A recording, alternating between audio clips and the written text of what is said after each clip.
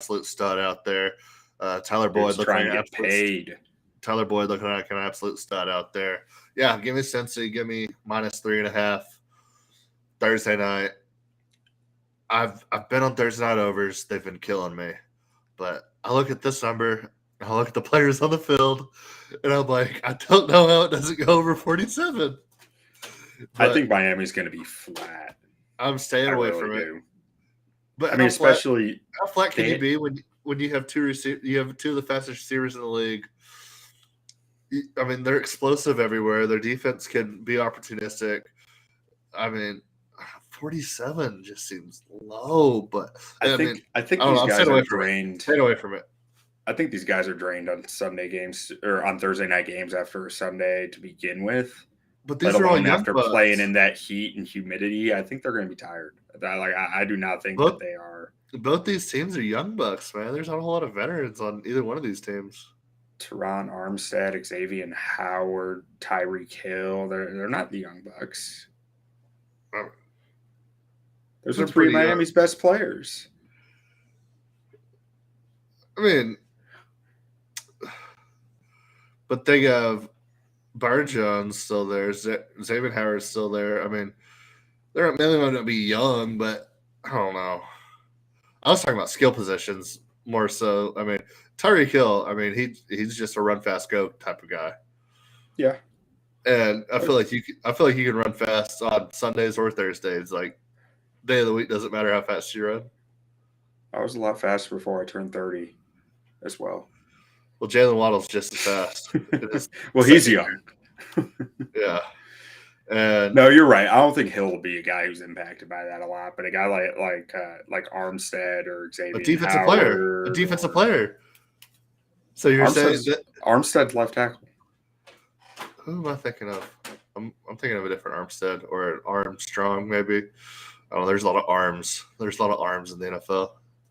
There are, I mean, at least 104 per team or 106. Uh, yeah, arms. Yeah, if we start talking about hands, then it gets a little bit different. Missing a few hands there throughout the league, but at least fingers for sure. But yeah, no, I like the Bengals here -3.5. You like the Bengals -3.5. The guaranteed shaving points podcast lock of the week cannot lose. If it loses, then no, it didn't because it can't lose. And when we say it can't lose, that means it wins at 100% of the time, and that's stone cold facts. Moving on, No money back guarantee. we don't book bets, so we don't gotta worry about paying people money. Moving on, we have the Buffalo Bills versus the Baltimore Ravens. Fun fact about the Baltimore Ravens: it's MVP season for Lamar Jackson. I said it all summer. No one listened. Like, I got my prop in on him. like he might be en route to one of the greatest seasons we've ever seen. He's top 5 in the league right now in rushing, number 1 in completion percentage. I think he's number 1 in yards, second in touchdown passes. It's what Michael Vick would have been if he could throw the ball better. Yeah. And he doesn't fight dogs, to our knowledge. Yeah. And an offense that really was completely suited to him. Yeah. I mean, he looks fantastic. Mark Andrews is starting to get involved. It doesn't matter if it's Devin Duvernay. It doesn't matter if it's Rashard Bateman. It doesn't matter. I don't even know who else is on that offense. Like, he doesn't really have a whole lot of help when you go down it. Like, it's Greg really Roman's, Mark Andrews and Bateman and him as far as skill players go. Devin Duvernay is kind of doing his thing. J.K. Dobbins is kind of getting in the mix, but, like, they don't have the – I mean, usually when you look at a Ravens team, you look at their running backs, and their running backs are getting 25 carries a game, maybe split between 2 or 3 guys, but still 25 to 30 carries a game. I mean, Lamar is carrying this team right now, and I mean they're a scary team, and that defense looks good. They're sitting at 2-1 right now. As long as they don't forget how to play zone coverage like they did against Miami. Yeah, but I mean Buffalo, they have Stephon Diggs, but they don't have the combination of two guys that can both beat you the way that Miami did. And I feel Mhm. like, I mean, yeah, you have Isaiah McKenzie and you have Gabriel Davis, who are both good, but I mean, they're not Jalen Waddle, Tyreek Hill, and everybody else that Miami has. And Baltimore has learned from that. I love Baltimore in this game at home. Give me give me Baltimore plus 3.5 at home against anybody really. It doesn't matter who they're playing. Yeah, I almost bet the Ravens money line on this, but then I thought back to a game early on last year where I was like, they're dogs at home. I'll just take the money line. And then they They lost by like covered. one, but they covered, and I was just in shambles because I Is think I that the had two Raiders game? units on No, that it. wasn't the I Raiders think game. so. It was like a miraculous comeback from Lamar, and they ended up losing No, they somehow. beat the Chiefs. Okay, I remember who it was. It wouldn't have been the Raiders because they wouldn't. The Raiders did beat them, but that wasn't it. But anyway, yeah, Baltimore But at home, so Harbaugh at home, Lamar let me tell Jackson you some MVP facts season. here. John Harbaugh as a dog is 49-32 against the spread in his head coach career. Since getting Lamar, he's 14-2 against the spread as a dog. As a home dog, it's only happened 17 times in his career, and he's 9-8, which is okay. But since getting Lamar, he's 5-0 against the spread at home as a dog. 5-0. That's perfect. That is perfect. You can't get better than perfect. Nope, Unless it's you're the awful Shaming hard Points to. podcast. Shaming Points podcast is better than perfect. But yeah, I mean, so we're both on same game here too. Baltimore plus 3.5. We got two consensus picks this week. I don't know if that's good or bad, but we rocking and rolling. We winning money. Moving on, we have the Chicago Bears versus the New York Football Giants, who just got their. I don't even know. That Dallas defense destroyed New York, and Daniel Jones. If it wasn't for Daniel Jones rushing for 80 yards, Dallas might have won that game by 50. But new game, new week. Saquon maybe back, maybe back. We have total of 39.5, and we have 3.5 point spread with New York being the favorite. I'll let you go ahead and start this since this is your team. I wasn't going to bet this game till last night's game, to be honest. And maybe it's a mistake because they're going to be working a little harder. They're going to be looking for a bounce back. But I mean, in preparing for this week, I write a weekly preview article every week for Bears games, and part of that process is watching the all 22 of the most similar team I can find to what the Bears do defensively. Usually is what I base it on. So the Bears run, Tampa 2 scheme ultimately is what it's rooted in. They don't run a whole lot of Tampa 2 anymore, but it's variations of it. And the Panthers, their defensive coordinator is a guy who came up under Rob Marinelli. So his scheme is very similar to what Matt Eberflus does as a fellow Marinelli guy.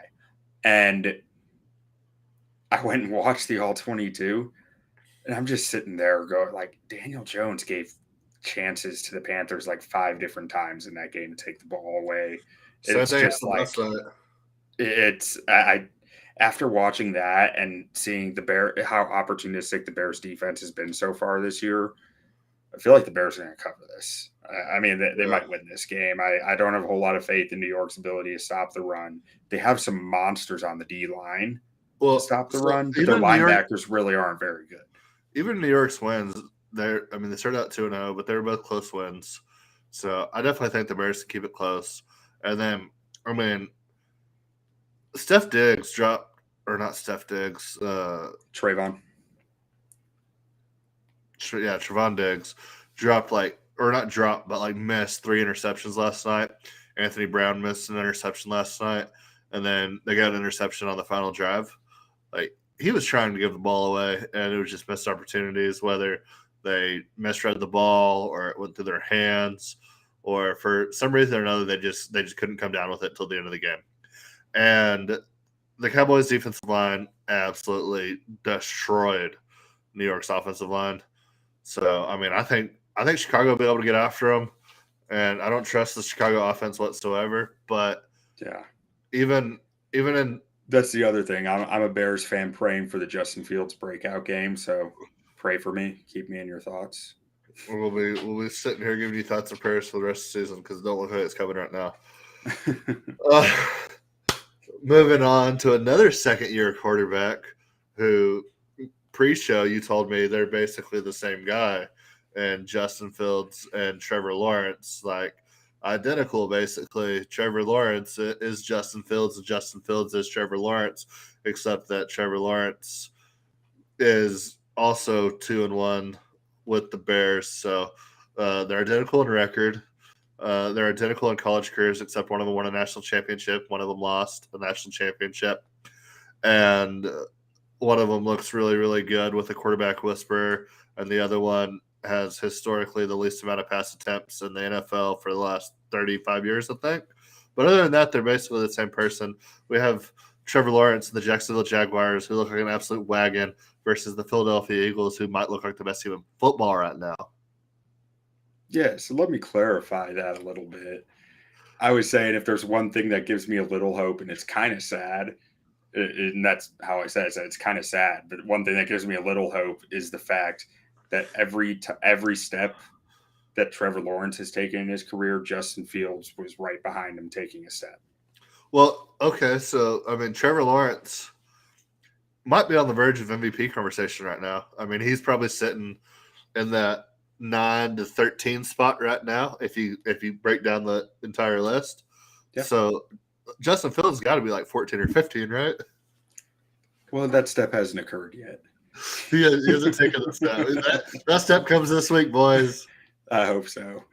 God, I It's right behind him. I can't take much more of this. It's just we have so frustrating to live in this as like someone making content within the Bears realm. It's like it's brutal. It's hard on your psyche, man. Yeah. So we have two guys in this game that I would say are sneaky MVP candidates that you could probably get really good value on right now. I haven't looked at the odds, but Trevor Lawrence and Jalen Hurts. Jalen Hurts, both of them, I would say are probably top 10 in MVP consideration right now and probably aren't getting the love from sportsbooks. I don't know that for sure. It just seems like the vibe I'm getting. I mean, people are still high. Justin Herbert, Patrick Mahomes is going to be up there. Josh Allen's going to be up there. Lamar's getting all the love. Jalen Waddle might be getting even a little bit of love right now. I mean, and then you just have Trevor Lawrence looking very, very, very good through 3 weeks with that team looks completely different, but he looks like a different quarterback than he was last year. And then you have Jalen Hurts just absolutely lighting it up with a star-studded receiving room. And they're finally also giving the ball to Miles Sanders, which I talked about in the offseason, that I think this is going to be the year that Sirianni gets the ball to Miles Sanders. And he's running the ball well. A.J. Brown looks incredible. Devontae Smith last week with 13 catches, 139 yards, and a touchdown. Ridiculous. His monster game. Talent all over the field. And so that is kind of my sneaky, like, if you're looking to get some good value on MVP right now, I think both these guys, like I said, I don't have it in front of me, but I feel like you can still get great value on both these guys right now. And their value exceeds what you pay for them, if that makes sense. Yeah, I mean, I think they're both good value bets.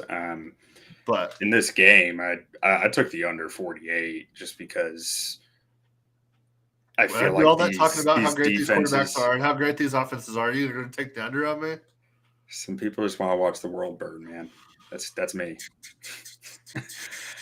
So, I mean, I think both these defenses are stacked, and I think it's going to be a lower scoring game than 48. Devin Lloyd might be defensive rookie of the year. Yeah, I think Philly's a tough place to play. It's going to be loud. It's going to be angry in there. Doug Peterson might pull some shit off, though, but I still think we're looking at the under. Doug Peterson revenge game. Okay, so Jacksonville's looked fantastic this year. I think it's absolutely disrespectful they're catching 6.5 points with a Doug Peterson-led team going into Philadelphia and Trevor Lawrence playing the way he's playing right now. So this might be a rat line, but I love Jacksonville plus 6.5. I mean, I'm kind of on the wagon right now until Jacksonville proves that they're not worthy. I would take Jacksonville plus 6.5 against probably any team in the NFL right now, which I mean I guess makes sense because Philadelphia has looked like the best team in football to this point. So any other team in the NFL, they'd probably be less than 6.5 points, but still, I'll take Jacksonville with 6.5 points against anybody right now. I generally agree. I mean, I think Jacksonville is getting underpriced on a lot of stuff, and there's value in betting them pretty much every week till their prices adjust. I didn't this week just because, like you said, Philly looks like they might be the best team in football so far. So that's really the reason I stayed away from that, but I strongly considered it. I said a lot of nice things about Philly right there. Fuck Philadelphia. I hate Philadelphia. I want that on record. So I want that on record. Can we put that on the record? Oh, it's on there. I got the record right here in front of me. Good. It's on there a lot, actually. Yeah, I still think they're trash. I'll be up there in a couple weeks, though. Hit me up, Philly fans. I wonder what anytime touchdown prop looks like for Trevor Lawrence, because I wonder if Doug Pearson's no. Well, I'm thinking receiving. Oh, did the Philly special? The most in your face thing Peterson could do is run the Philly special in his return to Philly. Watch him do it in the fourth quarter, down by like 5 with like a minute left. Yeah. On like the 10-yard line. Okay, so at least that's what I want to see. I'm hoping that happens. So if you take any type touchdown for Trevor Lawrence, I mean, the value is probably going to be way down because you're probably talking about a rushing touchdown is more likely to occur than a receiving touchdown. And I doubt they have a receiving touchdown prop. What you need to look for is a Travis Etienne passing touchdown prop, or any or over under 2.5 people to throw passing touchdowns. I've seen that. Well, you're assuming Jalen Hurts is going to throw a touchdown in this game. Mighty bold of you. Mighty bold of you. But yeah, I love Jacksonville in this game. I love what Doug Peterson's doing with that team. Doug Peterson's a good coach. They went out and hired Nick Sirianni, who may also be a good coach. So I hate Philly. Why do it's you hard to know because no one had ever heard of Nick Sirianni before he got hired. Yeah, he was the laughingstock of the NFL with his little press conferences talking about like planting flowers and blossoming and all this shit. Yeah, he was getting laughed at by everybody, and now he's just out there with the best team in football. And I hate him, and I hate that team. And I hope Jalen Hurts dies, but after he wins MVP because I bet on him. At least he gave him that much time. Yeah. So, and I mean, he also played at Alabama and OU, which I don't like either of them either. So I want to like Jalen Hurts, but like play for a better team for once in your life, please. Play for a team that I can root for because you seem like a great guy. I'm just telling you, man. You seem like a really cool dude, man. Just go play for a team that I don't despise. Moving on, we have the Washington Football Commander Redskins versus the Dallas Cowboys, America's team. Still America's team. Will be America's team forever and always. Best team in football, the Dallas Cowboys. Cooper Rush, best quarterback in football right now. Undeniable. I don't think anybody's arguing that point. Best pass rush in the NFL. I don't think anybody's arguing that point. Best running game in the NFL, averaging 5.7 yards a carry between Tony Pollard and Zeke Elliott right now. I don't think anybody can argue that point. If CeeDee Lamb catches the goddamn football, probably the best receiving core in football right now with him and Noah Brown. I don't think anybody can argue that. Getting a Carson Wentz-led Washington Football Commander team coming into Dallas, coming into our stadium, coming down to Texas, thinking they can beat us, only laying 3.5 points. Our defensive line may kill him. He doesn't throw the ball. He holds the ball for 15 seconds. Micah Parsons may put this guy in a body bag. Like they had the body bag game back in the 70s when you had like the kicker playing quarterback by the end of the game. I think that was the Dallas-Washington game. It was definitely a Washington game. It might have not been a Washington game. I'm not sure. But the body bag game. This is body bag game 2.0. I mean, who's their head coach? Ron Rivera. Ron Rivera, maybe.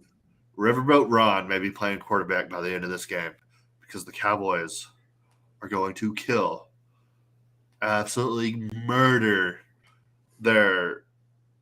all their quarterbacks. And Brian Robinson may play today. The poor kid got shot like 3 times a month ago, and they're going to put him against this defense. Like, you'd probably rather get shot again than go against this defense. Like, give me Dallas. Lay the 3.5. It don't matter. Cooper Rush, best quarterback in the league. I mean, maybe the best quarterback in Dallas history behind Tony Romo. I love this line. Minus 3.5. Murder it. 2-unit play, 3-unit play, 5-unit play. Don't matter. Cowboys by 50. I'm staying away from this game because Carson Wentz is going to backdoor cover this with 3 seconds left. Ain't happening. Javon Diggs, 2 pick sixes. Yeah. That might be true, but I'm Moving on. Moving on, we have the Cleveland Cavaliers going against the Atlanta Hawks. Wait, wrong sport. We got the Browns versus the Dirty Birds in Atlanta. We have Cleveland, the favorite, with Jacoby Brissett at quarterback, who's looked good. Amari Cooper also. I know I just hyped up the Cowboys right there. Amari Cooper for a 7th-round pick, and he was looking like a top 10 receiver still, which everybody knew in Dallas that he was still a top 10 receiver, and you let him go for absolutely nothing. Nothing. Him and Jacoby Brissett look damn good together. I'm kind of with you on this, but this was the biggest rat line of the week. Cleveland only being a 1.5-point favorite. I know this one makes me so nervous, and I don't. How do you not take it? I thought this would be a 4-point line. So did I. I had it even this week. I wrote down all the spreads that I thought they should be before looking at the actual lines, and I had this at 4, 3.5 to 4. Riskett's look good. Yeah, Nick Chubb can't explain. The only thing I can think of is if Myles Garrett is a little more banged up from that car accident than they're letting on. He's not a 3-point. That's the only thing I can think of. He's not a 3-point swing. He's not. I mean, that's the only thing I can think of, though, as to why this would be such a weird spread at 1.5. Yeah, I mean, I don't know. I mean, Atlanta's been tough this year. Don't get me wrong, but but Nick Chubb gives. I got the money line on this. I got the money line on this at minus 120. Yeah, that just seems like an easy bet to me. Yeah, I mean, Nick Chubb is like a god amongst men running the football right now. I mean, he looks absolutely unstoppable. Jacoby Brissett looks great. Amari Cooper looks absolutely phenomenal. That defense looks pretty freaking solid, even without Myles Garrett. And the Dirty Birds of Atlanta, I mean, Marcus Mariota looks fine, I guess. I mean, Cordell Patterson looks very, very good. They finally started throwing the ball. Drake London's been dunking on people. Hey, we don't talk about Drake London. I'm the number one Drake London hater in the world, and I'm just he's not good. But to be fair, I never said he wasn't good. I just said he was being overvalued in drafts, and I might have been wrong about that as well. But Chris Olave had a big week last week, but we're not talking about that right now. Sitting on my bench. Sitting on your bench. But, yeah, I mean, I agree with you here, man. Cleveland money line seems like the play. But it's just ratty. It's very, very ratty. It's very ratty, and I'm willing to admit that. There's something that feels very wrong about it. This is a game that Cleveland loses, just like they lost the Jets game. It's just a game they lose. Yeah. I don't know. I can't help myself. But so we got Cleveland money line there for Quentin on the Cleveland-Atlanta game. Moving on. We have the Tennessee Titans going to Indianapolis. Indianapolis coming off of a huge win, a must-win game for a team that looks like they have a lot of talent with Matt Ryan at quarterback. Tennessee Titans coming off a game where they were also in a must-win situation. They won big against the Las Vegas Raiders. Divisional matchup going to Indy. You have Tennessee, the underdog, catching 3 points. I love Tennessee in this spot. I just trust Mike Vrabel, and I trust every year Tennessee, whenever it looks like they're falling off, they just get back on the wagon and find a way to put it together. Treylon Burks had a couple of big-time drops last week. Ryan Tannehill started playing a little bit better, but their running game kind of started to come together even without Taylor Lewan out there. That defense looked a little bit better last week. I mean, I just think week 4, like we talked about at the beginning of this episode, you start putting the pretenders and the contenders together. I think Tennessee will be a contender at the end of the season, and I think Indianapolis might be a pretender. And so give me Tennessee in this spot. I think this is a statement game, divisional game. I love Tennessee here. I think they're better coached. I think they're the better team. I think they go out there. I like Tennessee money line in this spot. I think they went outright, but give me the +3 for now. So I touched on this last week with Vrabel.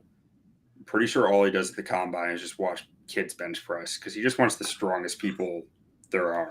And I think that's one of the week 4 things. Strength starts becoming a bigger and bigger factor as the season goes.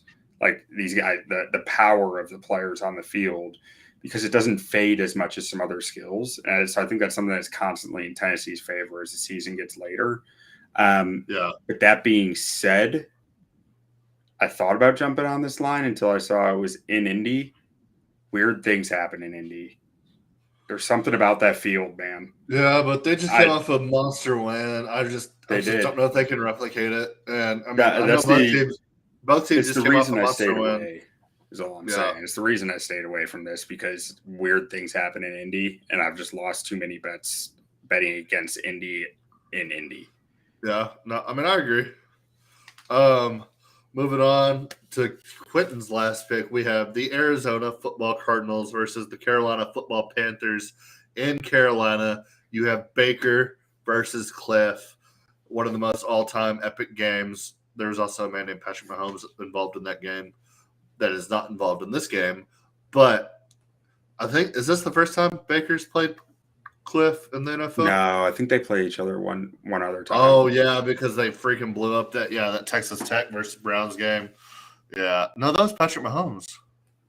No, I'm pretty sure he played Baker once, unless it was a preseason thing. I just remember seeing it somewhere. Cardinals. I can't remember the Cliff Cardinals playing the Steelers, Bengals, Browns, Ravens since Cliff's been there. Either way, doesn't matter. Maybe it was a preseason thing. Doesn't matter. I can't quit the Dirty Birds of Arizona. The Dirty Birds of Arizona. Hey, Kyler. This is the third time I've bet on them this year, and none of those times were the Raiders game. So I'm doing great on them. I don't think Carolina deserves any. I don't think they should be favored against anybody right now. Right. That's really where I'm sitting here. I think Kyler is a far better quarterback, and that's really what I'm betting on here. Because I don't think either of these teams' defenses are a whole lot to talk about. I don't think they're like most of their roster isn't all that great outside of where they have a quarterback. Carolina's got some better skill players right now. I mean, until D-Hop gets back, but I don't think that's enough to tilt the scales of the quarterback question. And like I said, I watched the all 22 of the game for the Giants and the Panthers. Not only did I notice how many opportunities Daniel Jones gave the Panthers, I noticed how many opportunities Baker gave the Giants. It's one of the uglier games I've watched all year. Like they're just trying to give the ball to each other. It was not a great game. Some of that maybe was Baker not, being familiar with his receivers and everything. Maybe he's more familiar now. I don't know. But that ball was on the ground a lot. And I think Kyler's a far superior quarterback. No, I agree. And I mean, that's not a rat line. It's a rat line. You see it and you want to jump on Arizona. That's why I stayed away from it. I've jumped on some rat lines this week. I've stayed away from some rat lines. It's the week of the rat line.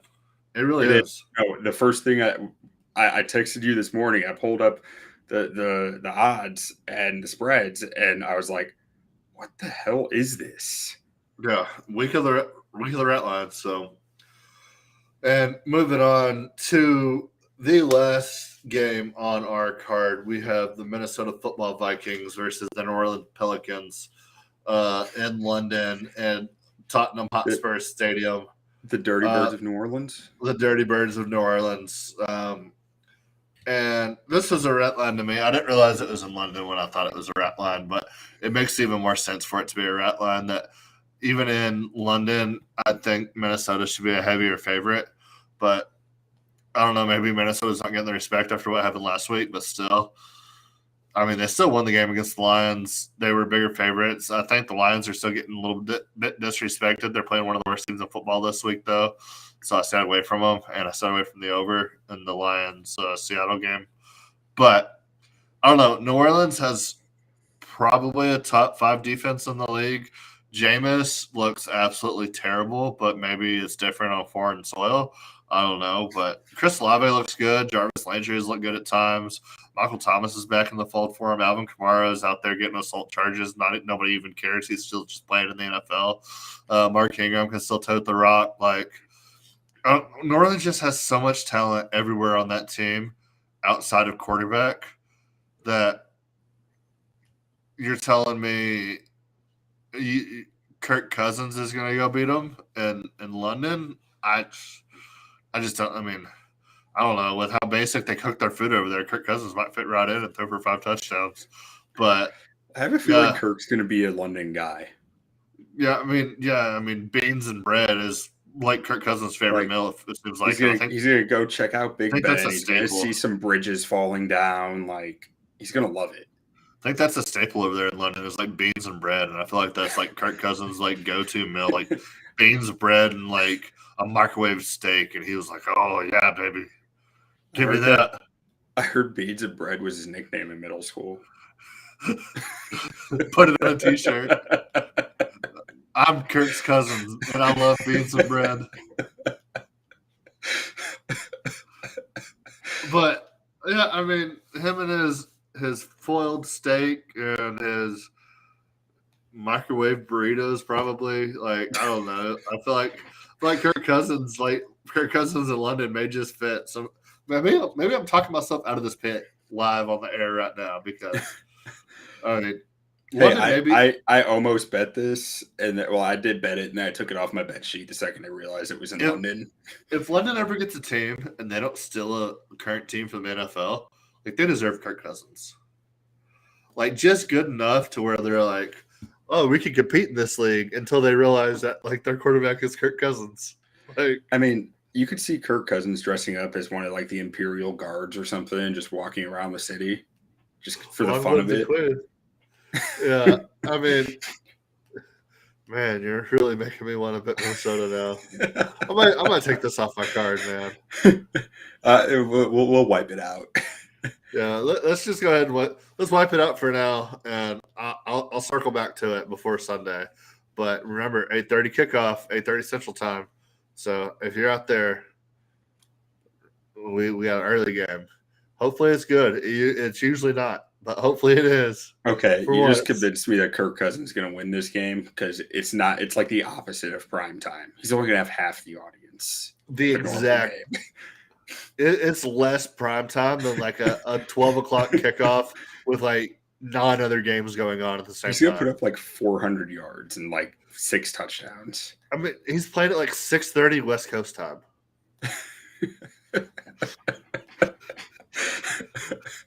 You're the biggest game of his life. Watch out, record books. He's coming. You're gonna look back in 20 years and be like, who's done the most touchdowns in the game? And everybody's be like, oh, Patrick Mahomes, oh, Tom Brady, Joe Burrow, Trevor Lawrence, C.J. Stroud, Bryce Young, Peyton Manning. They're gonna be naming all these all-time greats. And nope, Kirk Cousins in London in 2022 threw 8 touchdowns. And then he celebrated with the Queen. The dead Queen that's probably just still sitting there in a box. Or the perverted king now who's somehow is king, even though he's a serial rapist. But we don't talk about that because we don't care. I don't know how all that works. We fought a war not to care about the royal family, so I plan to stick to that. Can we talk about the Lions spread real quick? Yeah, a little disrespectful to our boys down in Detroit. Like, I wanted to bet it, and the only reason I didn't was because The I rat just line. don't trust their defense to stop anybody enough to Yeah. cover. What is it, 4.5? I think it 5 last I saw Yeah. against Seattle. I don't know. If it moves to now, I am watching some of these lines throughout the week for Sunday, and I'm gonna tweet out if I add anything because there are some that like I'm just waiting for the public to hit. So I love Kenneth Walker. I loved him pre-draft, and I think he's going to make an appearance soon, and I think it might be this week. He played last week. He got like 6 fantasy points or something. That's not what I'm talking about when I say like make his appearance. It's like okay, I think come out for like a 15 for 150 and 2 touchdowns type. Yeah, I'm waiting for it, and I'm trying not to miss it in fantasy. So I think it's coming, and I think it could be this week against this defense. But I mean, the Lions, they got such a hot start last week. Couldn't keep foot on the pedal. DeAndre Swift goes down. Jamal Williams has 2 short touchdowns. But I mean, if you're out there buying Jamal Williams stock, and like I know Quentin loves Jamal Williams, and you look at last pick in the draft. Hold on. I'm just talking about the Lions as a team right now. Okay. So Jamal Williams in his career has 3 carries over 25 yards. Three total carries over 25 yards. You know how many carries DeAndre Swift has over 25 yards this season? 5. 5. So, I mean, if DeAndre Swift plays, he's much more explosive. I mean, Jamal Williams will get you 3 to 4 yards a carry, and he might get you a couple touchdowns. But if DeAndre Swift plays this game, which he's probably not going to, but if he does, and he can create that big play for him to open up the passing game with Amon-Ra St. Brown on the outside, Josh Reynolds on the outside, TJ Hawkinson on the outside, and then Jamal Williams come in short yardage, clean up. Like it's completely different offense, and I think that was the biggest thing. I think that was the biggest reason for them kind of faltering down the stretch. But what I will say, moving forward, they're maybe a week or 2 away from getting Jameson Williams back.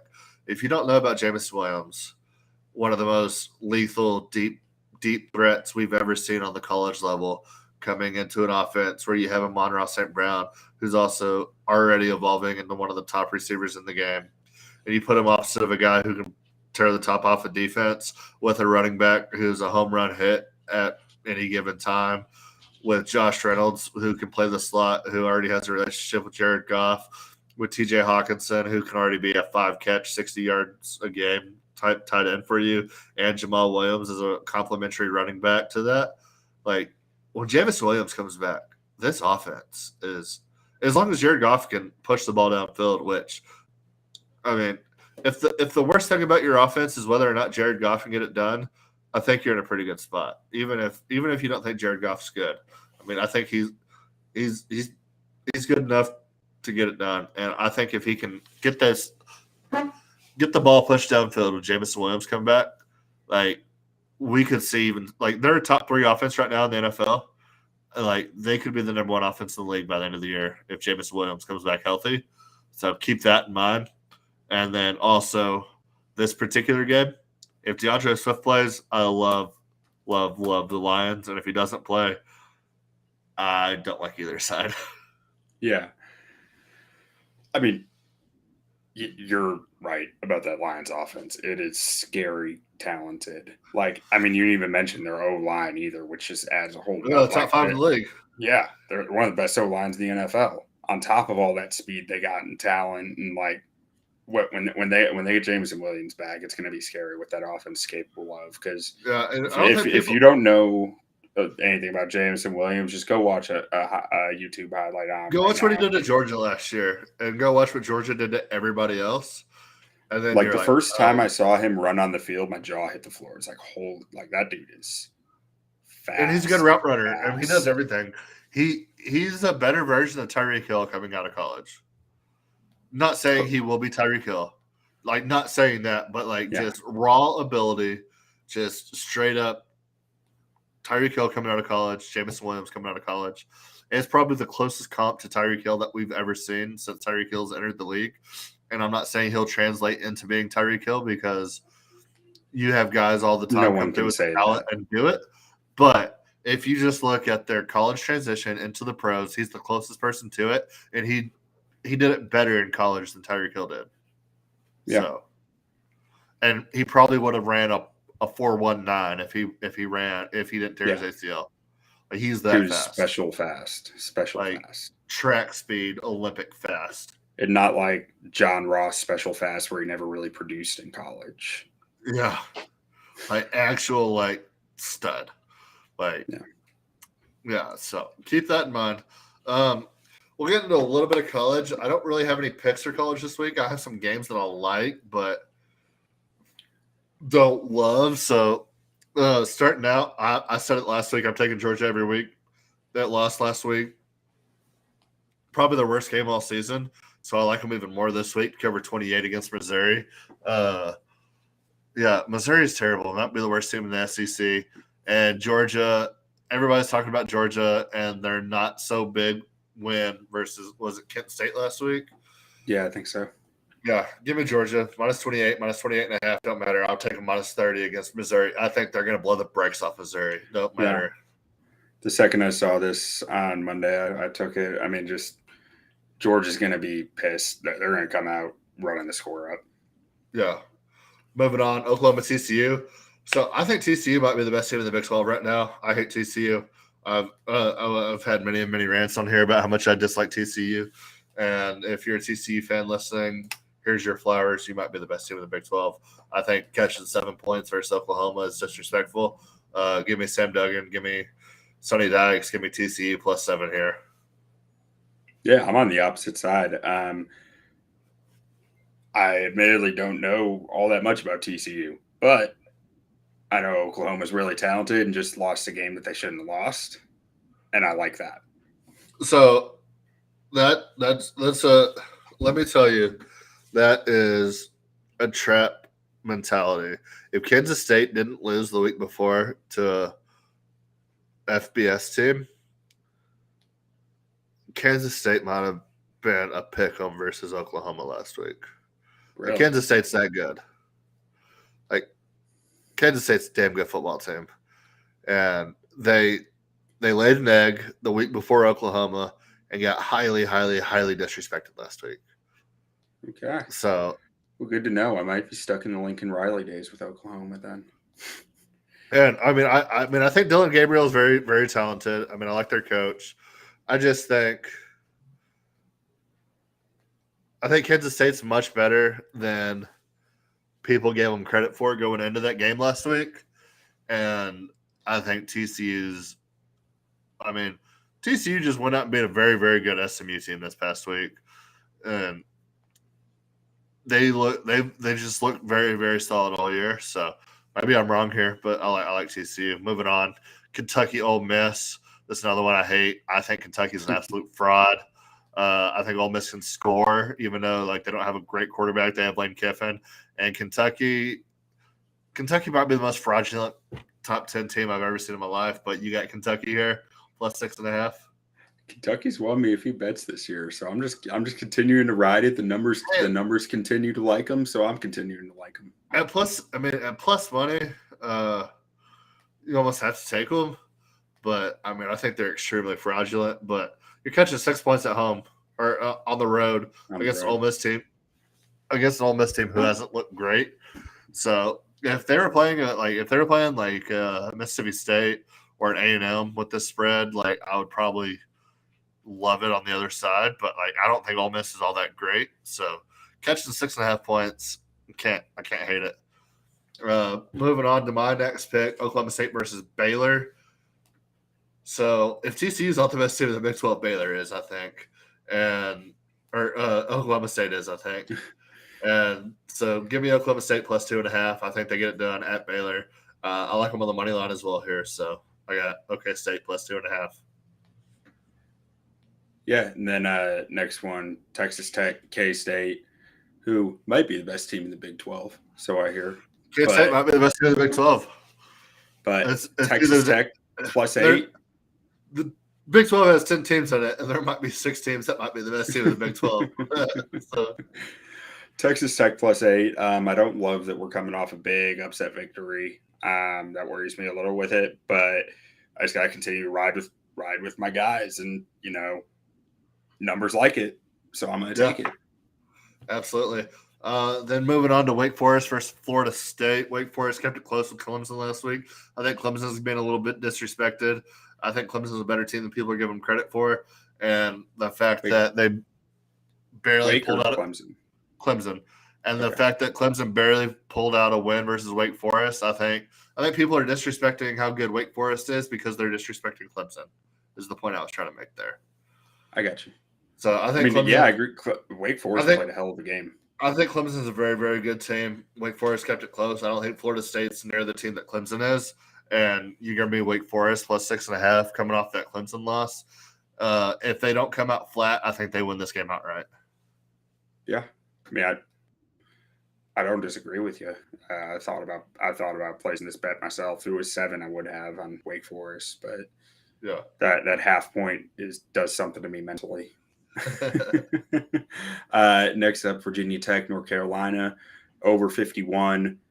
Numbers like it, as I've said multiple times already. But North Carolina's defense is awful.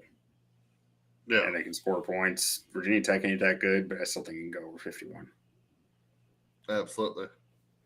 Then let's finish this out here. Iowa State, Kansas. Kansas has been something this year. They've been good. I think Jalen Daniels looks great. I think that fan base is going to be nuts at home for this game for Big 12 play. They've never seen them be good. So yeah, I'm just gonna keep rolling with Kansas at plus 130. Yeah, plus 132. Like at home, a rabid fan base is going to be there. It's going to be like a basketball game for them. It's going to be wild. Yeah. And then Texas A&M and Mississippi State. This is one I'm not sure why I like it. The numbers like it, but I'm very skeptical of it. And I bet to be clear, on Monday when I made these bets, I just got on Sunday night. I got in home from a weekend in Florida for a wedding, just exhausted at like 1 a.m. The Monday morning, I was like, okay, I get these bets out. So I just went and did them without really thinking them all through, and this is one of them. A&M and Mississippi State. I mean, I think it can go over 46.5. The numbers seem to really think it can. Like all these bets that I've made, the numbers are in strong agreement with. But my mind's battling me a little bit on this one. Generally, though, I already made the bet. I'm sticking to it. And the numbers have paid off well for me recently. Went 5-2 last weekend. NC State and Clemson. Maybe I'm one of the people hammering Clemson a little too hard, like Jay said, but I'm not sure Clemson's offense is very good. I think NC State can hang with them at plus 6.5. I'll take the chances there. NC State's got a quality quarterback. They have a solid defense.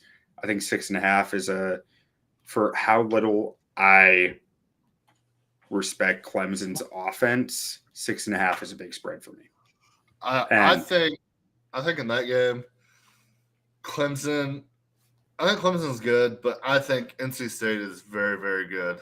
And yeah, I think catching 6.5 against DJ Uiagalelei, or however you say his name. You said it like the broadcasters do, so I think you're in pretty good shape if you have a solid team going against them. That defense was supposed to be elite. They didn't look elite last week. Mm-hmm. I think Wake has really good offense, though. Yeah, I really do. Yeah, Sam Hartman looks great for Wake Forest. So, yeah, I don't say you can't not take NC State here plus 6.5. Historically, anytime they have expectations, they let down. So, historically speaking, maybe, but they haven't shown anything this season besides their week 1 performance versus whoever that FCS team that they barely beat. Outside of them, they played well against Texas Tech, which they beat Tech, and Tech beat Texas, and Texas almost beat Bama. And you see where I'm going with this. Yeah, with a backup quarterback. So Yeah. So NC State's pretty good. no, absolutely. Then some other ones that I'll throw out there. I really like Minnesota this week, minus 12.5 versus Purdue. I think they can win that pretty easily.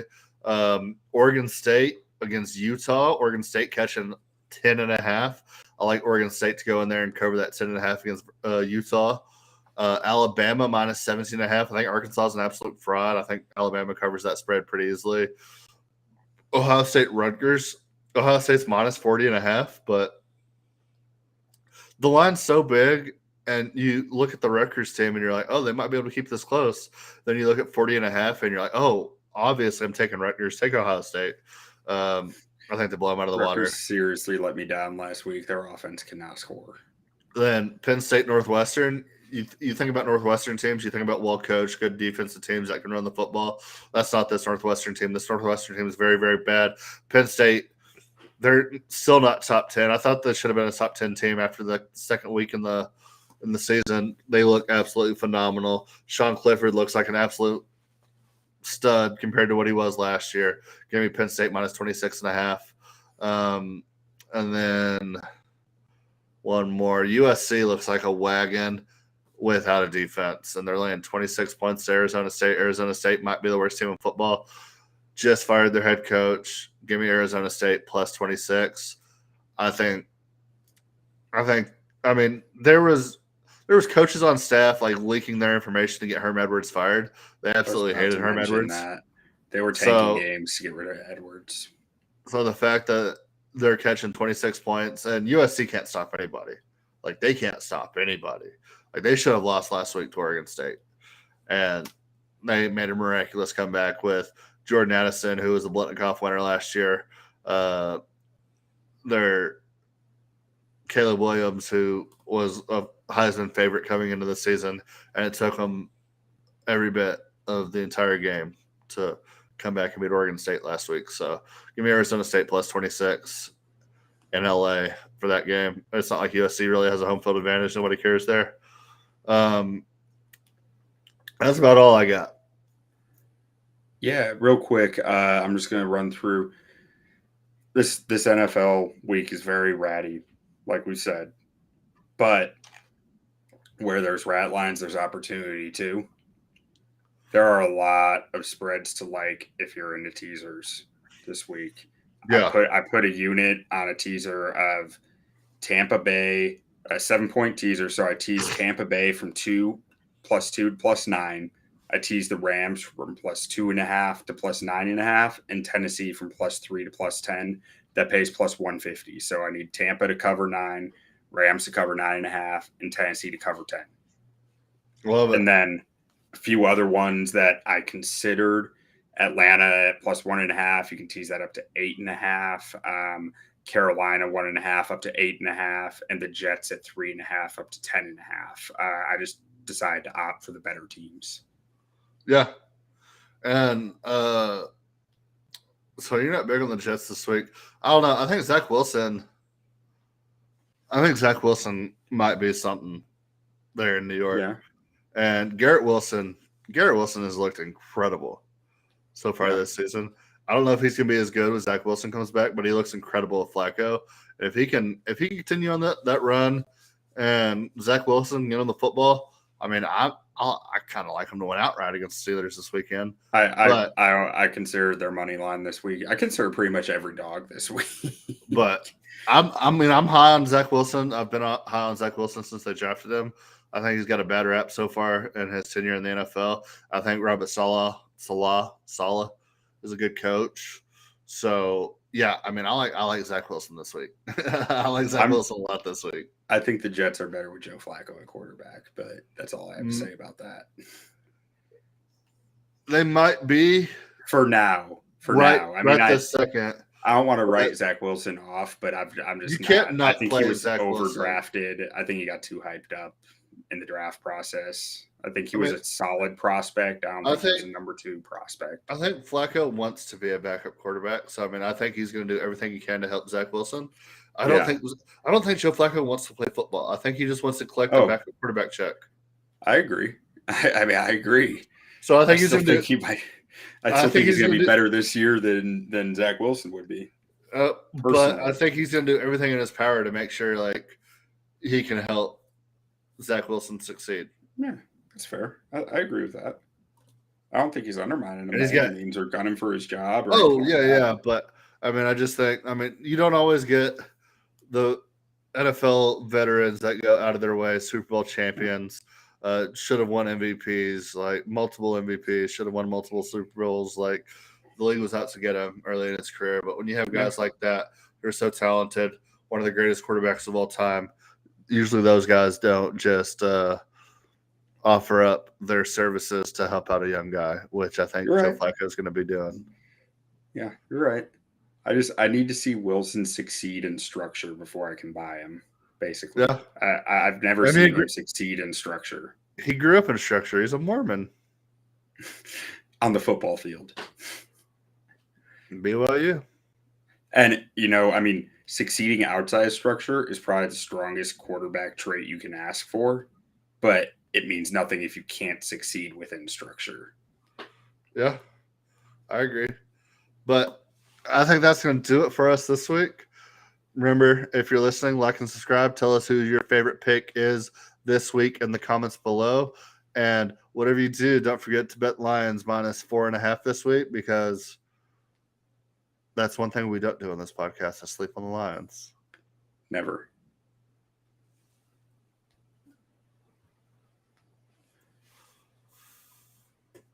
Nick Chubb, 62 carries for 350 yards this season.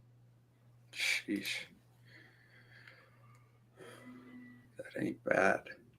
175 yards a game? No. 120 yards a game.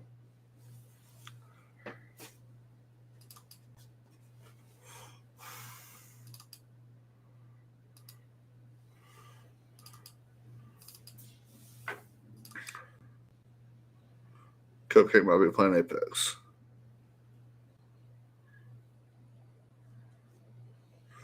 Did you see the timestamp when we were done? Maybe like 105, 104? Yeah, it was 105 something, I think.